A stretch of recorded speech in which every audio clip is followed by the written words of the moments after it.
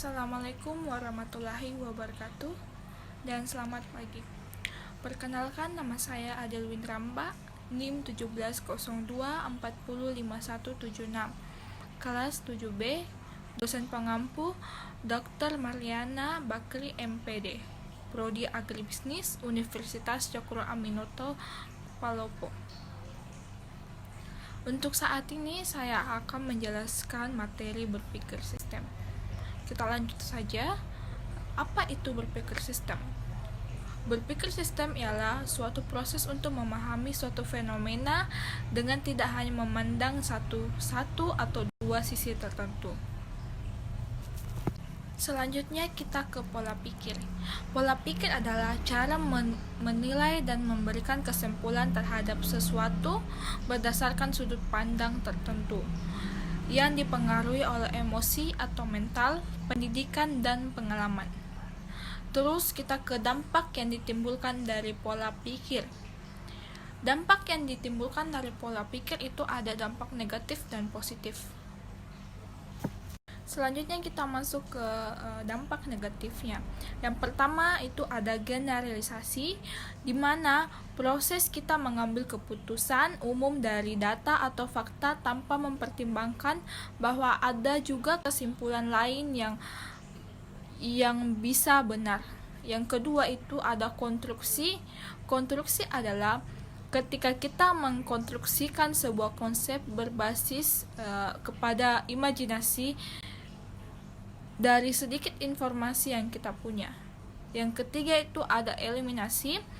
Eliminasi adalah ketika kita menghilangkan data fakta atau informasi yang sebenarnya relevan atau tidak mau tahu atau tidak mau saling mengetahui. Yang terakhir, pembobotan adalah ketika kita memberikan bobot yang lebih kepada fakta atau informasi yang sesuai dengan keinginan kita. Selanjutnya kita masuk ke dampak positifnya. Yang pertama, menghindarkan dari bahaya. Pola pikir dapat menghindarkan diri kita dari bahaya. Yang kedua, mengurangi distruksi. Saya yakin ketika Anda membaca buku ini maka ada suara-suara di sekeliling Anda yang sebenarnya ada namun Anda tidak memperhatikannya.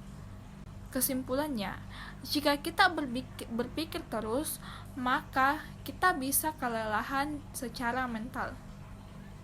Selanjutnya yang terakhir yaitu berpikir sistem dari pola pikir lainnya. Terbagi atas beberapa bagian. Yang pertama, berpikir logis. Logi atau logika berasal dari kata Yunani kuro atau logos, yang berarti hasil pertimbangan akal pikiran yang diutarakan lewat kata dan dinyatakan lewat bahasa.